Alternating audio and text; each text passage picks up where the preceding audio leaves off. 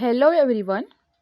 Welcome to today's lecture on legal procedure, knowledge of which was essential for every physician in ancient time as well as in present, that is in modern era. As the physician meets the law at every turn, as his aid is required for solving medico-legal cases.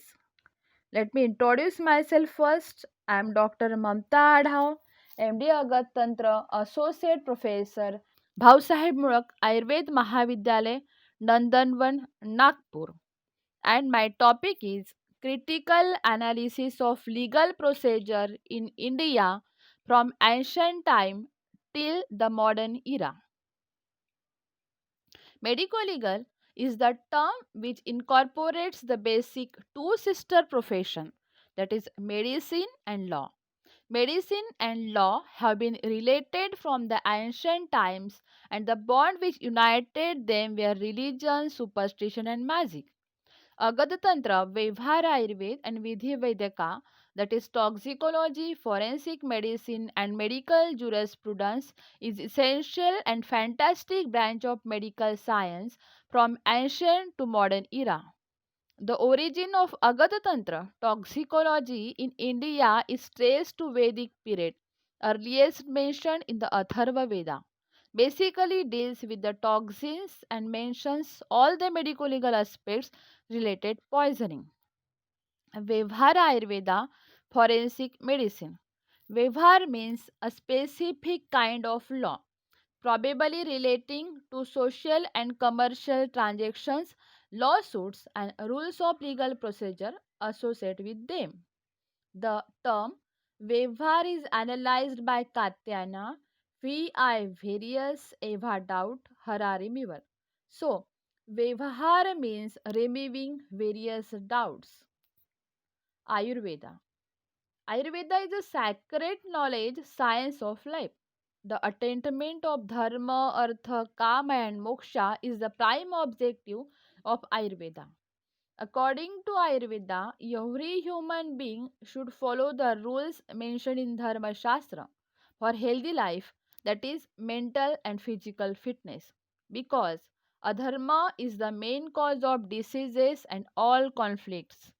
Vyavhar Ayurveda, implementation of laws and principles stated in Ayurveda in transactions among people, and administration of justice in judicial procedure for solving legal disputes in society.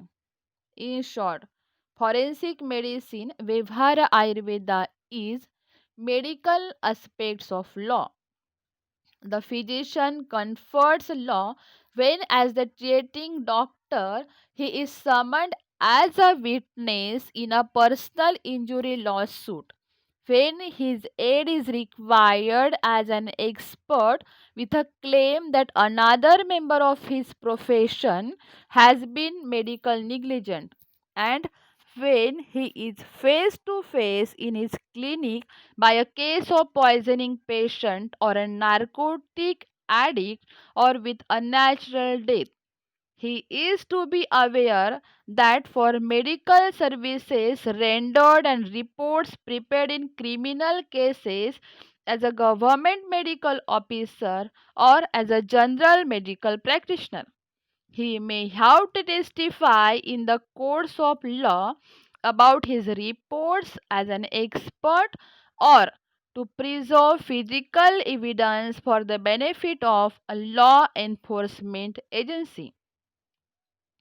Vidhi Vaidika, that is medical jurisprudence. Vidhi, law, rule, instruction, prescribe rights and acts. Vaidyak, physician, practicing in Ayurveda. In India, during the ancient historic period, ethical and legal principles concerning medical practice were based on Hindu jurisprudence, which was embedded in Dharma as advocated in Vedas and Smritis. The ancient Ayurvedic treatises Charaka Samhita, Ashtanga Rudhe, Sushruta Samhita describes qualities of physician, training, duties and privileges of physician. Duties of physician towards his patient, duties of physician towards his colleagues, and duties of physician towards society. Vidhi Vedika, medical jurisprudence is a branch of medical science which deals with the study of laws, rules, and code of conduct which must be followed by Vaidya, physician in relation to medical practice. In short, medical jurisprudence is a legal aspect of medical practice. 8. Vaidya, meaning a person of profound knowledge, should have the knowledge of not only the medicine but also laws related medical practice, must be aware of the responsibility that devolves upon him while tackling medico legal problems. His opinion, being a vital piece of evidence, will be given due consideration by the courts of law. He is commits any mistake.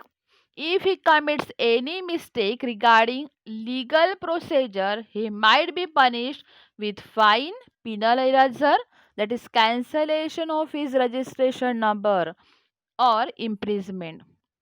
So, through this lecture, I have tried to put forward the critical analysis of legal procedure from ancient time to the present era. Legal procedure in ancient India till the modern era. The history of subject is the key to the past, explanation of the present, and milestone for the future. India has the oldest judiciary in the world.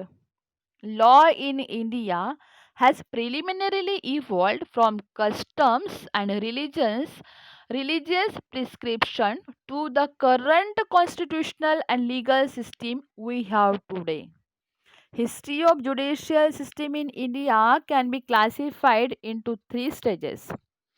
That is, first, judicial system, legal procedure in ancient India, that is pre-Islamic invention, judicial system in medieval age, and judicial system in British rule till the present era.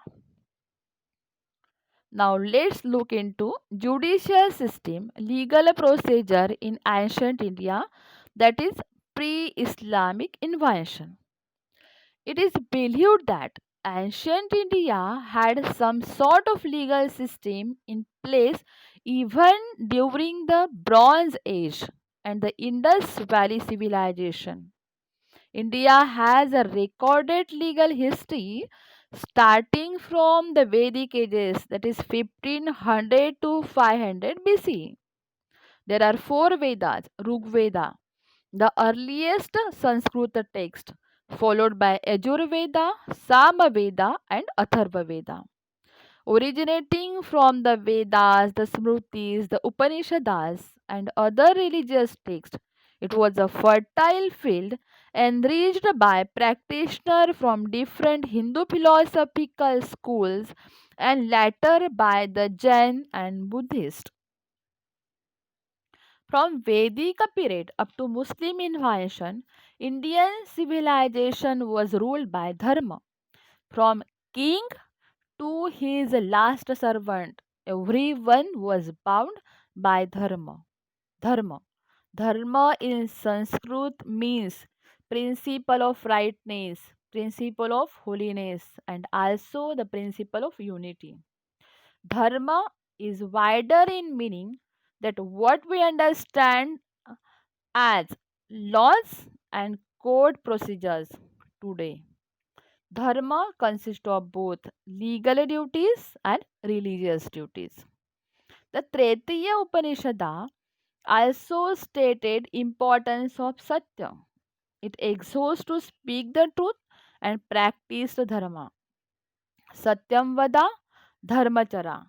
According to Shankara Bhagavata, Satya means speaking the truth and Dharma means translating Satya into action. In Mahabharata, Dharmaraj Yudhishthir says in his instruction to Bhishma Pitamaha that whatever create conflicts is adharma, and whatever puts an end to conflicts and bring about unity and harmony is dharma. There are three sources of dharma of Hindu law. The Vedas, they are collection of oral texts of hymns, praises, and ritual instructions. The Smrutis, they are the humanly authored written texts that contain the collected traditions. The Acharas means customary law. Achars are the norms of a particular community or group. Manu writes, non-violence, truth, purity of body and mind, control of senses are the essence of dharma. Therefore, dharmic laws govern not only the individual but all in society. Manu says, the dharma change according to the change of yuga. There is one set of dharma for men in Kruti Yuga, a different set of each of Treta Yuga, Dwapara Yuga, and Kali Yugas. It is the best for us to follow the dharma practiced by our forefathers. Dharma Shastra. Dharma Shastra is an example of Smrutis. They are Sanskrit written texts on religious and legal duties. Dharmashastras voluminous and there are hundreds of such texts. The most important feature of Dharmashastra are they contain the Hindu knowledge about religion, law, ethics, and so on. According to Dharmashastra, legal procedure includes courts listening to and assessing witness and their testimony, deciding and enforcing punishment, and the pursuit of justice.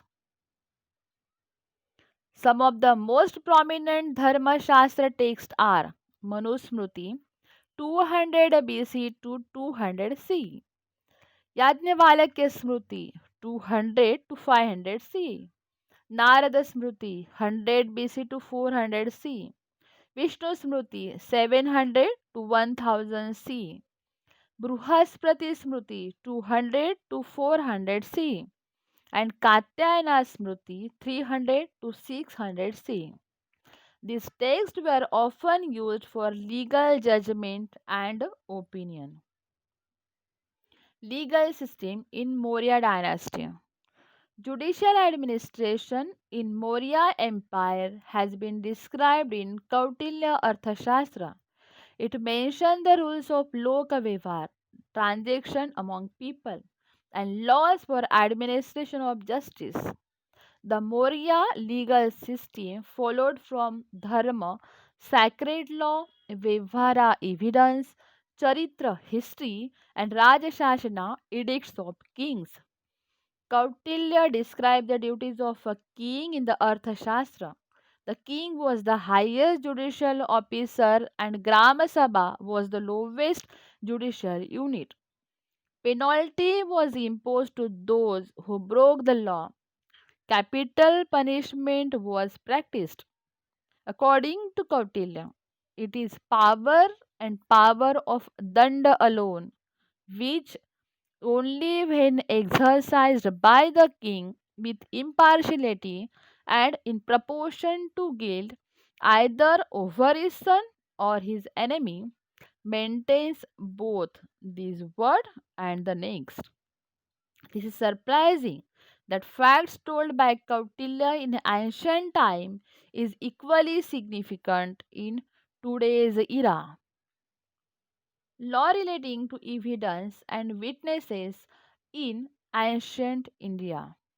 In ancient India, to hearsay was not allowed, but a witness in foreign country can give his evidence in writing before a learned man in the three Vedas, and the writing sent by him may be read in the court. The number of witnesses may be 2, 3, 4, 5, 7, or 9. Narada Smriti stated that a single witness may be accepted. If it is approved by both the parties, Kautilya stated that single witness can be accepted if the very transaction has taken in secret. Qualification for witness: he should be a man of good character, trustworthy, known dharma, and acts up to it. Witness from the same caste is to be prepared, and in cases relating to woman can be witness. Regard as regards the nature of incompetent witness, it may be said that the person having no faith in dharma, the person who are very old, minor, intoxicated person, lunatic, distressed, interactive, inattentive, undertaking long journey, gambler, etc. Ordinarily, the witnesses are to be examined in the presence of the parties and never behind their back. Further, a witness should be examined by his tone, change of color, eye gesture, etc. Punishment for false witness: where a witness denies for deposing in the court matter after giving promise to that effect along with other witness. If, for unfavorable circumstances, a witness denies to depose, if a witness gives false evidence, frequently in all these cases, witness shall be punished with fine, and in last case, physical punishment can also be imposed on such witness. Psychology. Judicial psychology. Manusmriti has specified the part of judge's function to probe the heart of accused and the witness by studying their posture, mind, and changes in voice and eyes. Chapter 8, 25 Pyara. By external sign, let him discover the internal disposition of men by their voice, their color, their motions and aspects, their eyes, their gestures. 26 para. The internal working of the mind is pursued through the aspect, the motion, the gait, the gesture, the speech, the change in the eye and of the face. This is unique. It is the only ancient legal text which is the first code of law to take account of the judicial psychology. It is further held that his flattering voice, licking of corner of his lips, speaking incoherently, loss of color of his face, and frequent coughing indicate the probability of his untruthfulness. Legal procedure in medieval age in India. Medieval India refers to a long period of the history of India between the ancient period and modern period. Towards the end of the 11th century began the downfall of the Hindu rule. Local rulers were attacked and defeated by foreign invaders of Turkish and Muslim rulers. The Muslim rulers emphasized the importance of the administration of criminal justice and introduced reforms to improve the judicial system. The administration of justice was one of the primary functions of the king. During the Muslim rule in India, Islamic law and Sharia was followed by all the sultans and Mughal emperors. Muslim criminal law, as applied in India, was supposed to have been defined once for all in the Quran. Judicial system in British rule till present era. Present judicial administrative system based on the British system of justice. The Indian legal system under the British was based on the concept of equality before law, which means that in the eyes of law, all men are equal, irrespective of their caste, religion, or class. The beginning of Indian codified common law is tracked back to 1726 when a mayor's court in Madras, Bombay, and Calcutta was established by the East India Company. This was the first sign of company's transformation from a trading company to a ruling power, with the added flavor of new element of the judiciary. Warren Hastings established two courts for resolving disputes: District Diwani Adalat for civil disputes and District Fauzdari Adalat for criminal disputes. The history of the Indian police force starts from British imperial rule in India. The first and second pillar of British imperial rule were civil services and army. The third pillar was police. In 1833, the government appointed a law commission headed by Lord Macaulay to codify Indian laws, and eventually it resulted in the Indian Penal Code from the backbone of criminal law in India. Code of Civil and Criminal Procedure also passed by the British Parliament. 1860 Indian Penal Code IPC framed in India. In 1861 Criminal Procedure Code CRPC framed in India.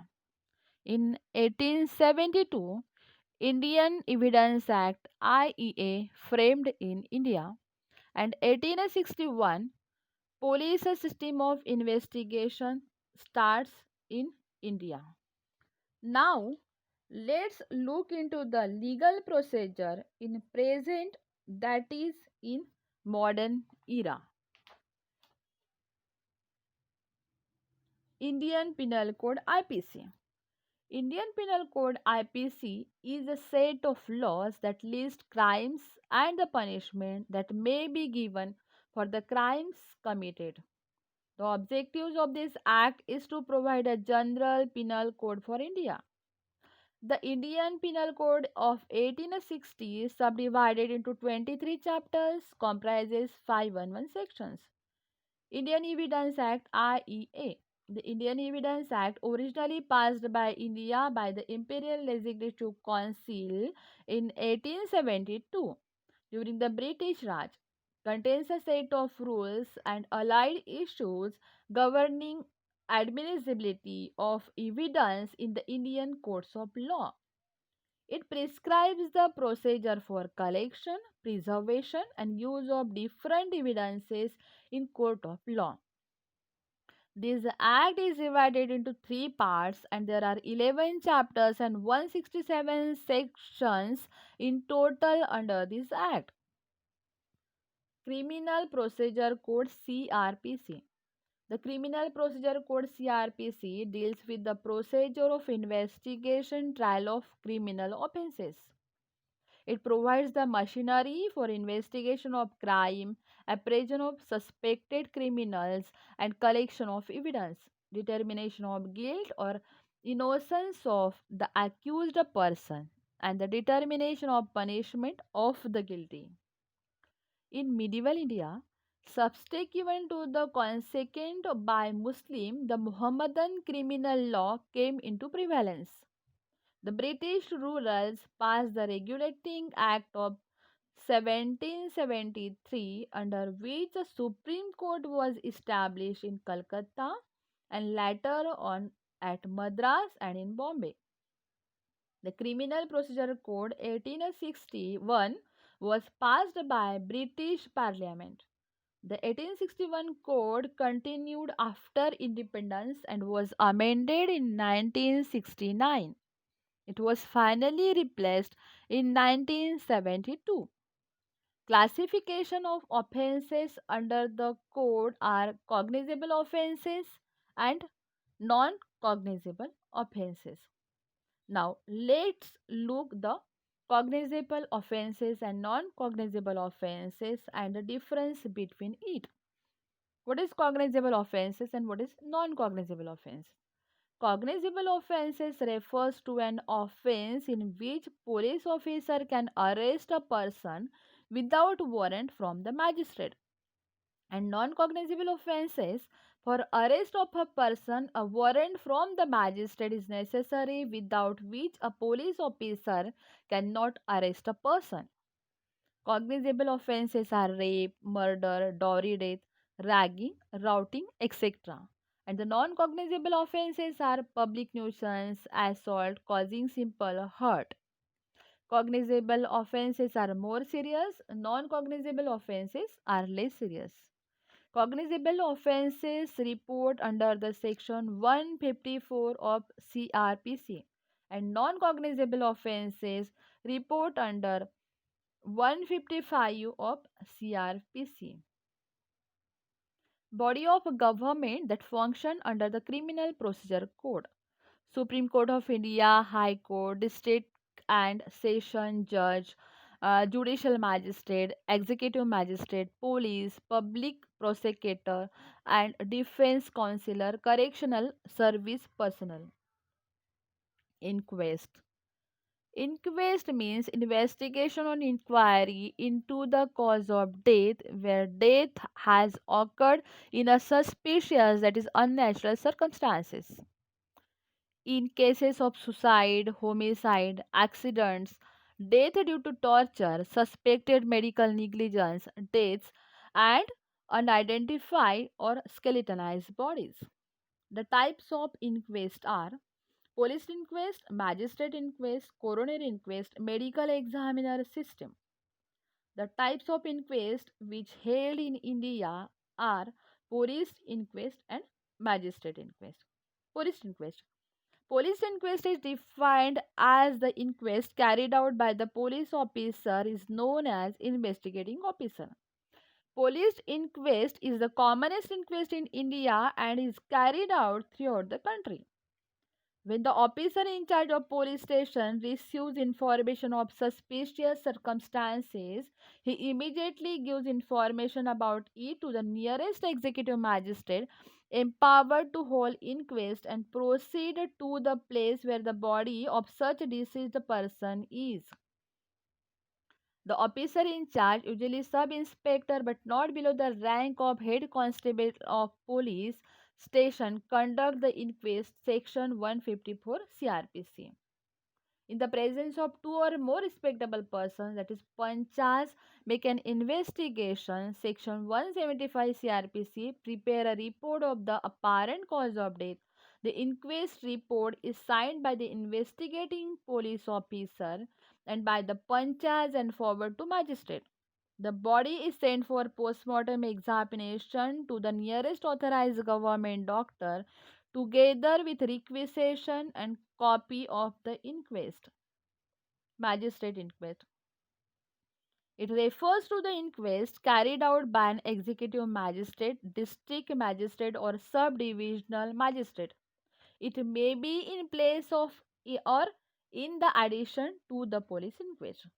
When police officer is suspect, death in police custody, death in reformatories, psychiatric hospitals. In cases of dowry death, exhumation, or when government orders this inquest. Coroner's inquest. It is defined as the inquest carried out by the coroner. Coroner conduct inquest in all the unnatural and suspicious death. This is a type of inquest conducted in most of the state of America, Japan, Canada, but not in India. Coroner inquest was prevalent only in Mumbai and Calcutta, but stopped in Calcutta since 1988 and stopped in Mumbai also since 26 July 1999. Coroner's court is a court of inquiry. It has some judicial power. Medical examiner system. In this system, inquest is carried out uh, by medical practitioner at the scene of crime or where the dead body is lying. However, he has no judicial power like ordering arrest. This is conducted in most of the state of USA, Japan, Canada, etc., but not in India. It is a superior to coroner and police inquest. Evidence. Evidence broadly constructed is anything presented in support of an assertion. The strongest type of evidence is that which provide direct proof of the truth of an assertion. Type of legal evidence include testimony, documentary evidence, and physical evidence. Medical evidence, when the evidence referred to medical science, it is known as medical evidence. Type of medical evidence are documentary evidence, oral evidence. Documentary evidence, medical certificates, medical legal report, dying declaration, etc. Medical certificates are the certificates issued by the doctor regarding ill health, unsoundness of mind, death certificate, birth certificate, fitness certificate, etc. Documentary evidence, medical legal reports are the documents prepared and issued by a doctor on the request of the investigating police officer, usually in criminal cases such as assault, rape, murder, etc. Example of such reports are injury certificate, age certificate, postmortem report, reports regarding examination of exhibits such as weapons, clothes, etc. Dying declaration. A dying declaration is a statement verbal or written made by a person who are going to die as the cause of his death or as to any of the circumstances of the transaction which resulted in his death under the section 32 of IEA. Oral evidence. It means the statement made by the witness verbally under oath in the court. It is of two types. Direct, the witness giving evidence has a direct knowledge of the fact stated, that is, he has himself seen, heard, or pursued the events. As per section 60 of IEA, the oral evidence should be direct. Indirect means the evidence of which the witness has indirect knowledge. Oral evidence is superior to written evidence because in this case, cross examination is possible. Perjury. The offense of willfully telling an untruth or making a misinterpretation under oath, it is false evidence tendered by witness and he fails to tell what he knows or believes to be true. A witness is liable to be prosecuted for perjury under section 193 of IPC and imprisonment may be extended to 7 years. Witness.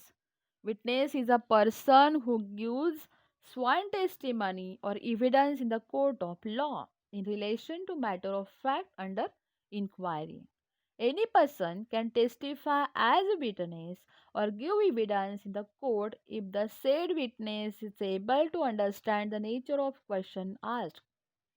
Types.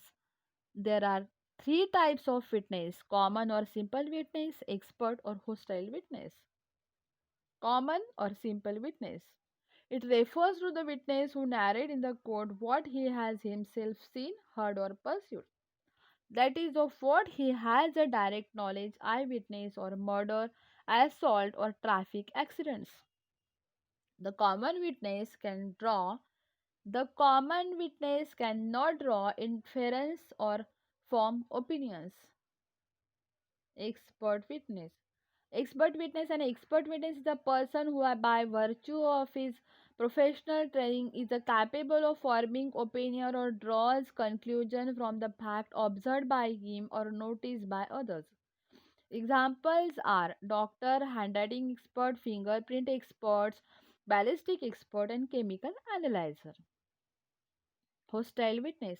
A hostile witness is the one who purposefully makes a statement contrary to a fact or does not give his evidence fairly or in he has some interest or motive, he may tell a lie in the court under section 191 IPC. The common or expert witness may turn hostile. While examining a hostile witness, leading questions are permitted even during examination in chief. A doctor is both common and expert witness. For example, if a doctor is giving evidence in relation to injuries, when the when he mentions size, shape, or position of injury, he is acting as common witness. When the doctor says that the injury is antemortem or postmortem caused by such type of weapon, etc., then he is acting as expert witness. Courts. Type of courts. There are two types of court of law in India: civil court and criminal court. Civil courts, these courts deal with the civil matter, that is, inheritance of disputes, compensation, land disputes, family dispute, disputed paternity, divorce, service, marriage, and sports, etc. Criminal courts. This courts deals with the crimes committed as per IPC, that is murder, assault, suicide, injuries, poisoning, vehicular accidents, criminal abortion, rape, unnatural sexual offences, kidnapping, robbery, etc. There are four types of courts: Supreme Court, High Court, Session Court, and Magistrate Court. Punishment awarded by the courts. As per section 53 of IPC, the various punishment that can be awarded are: death sentence, imprisonment for life regarded as equal to 20 years in prison. Imprisonment either rigorous with hard labor or simple. Forfeiture of property. Fine. Fine and imprisonment may be awarded one alone with or without the others. Capital punishment refers to death sentence, and in India it is carried out by hanging. Now let's come to conclusion. The British, while justifying their colonial rule in India, claimed Indians lacked a civilized system of self-rule, and their presence in this country gave India a sense of justice and rule of law. Many Indians today hold these views in their heart. These views are not only the incorrect, but they are blatant lies. On the contrary, the administration of criminal justice was not only well founded in India, but also in some respect the judicial system of ancient India was theoretically in advance of our own today. According to ancient texts, the only friend of men, even after death, is justice. It elaborates the power of danda, and judicial psychology is unique, which can maintain both this word and the next. India has the oldest judiciary in the world, having unique importance. And this is all about my presentation. Thank you.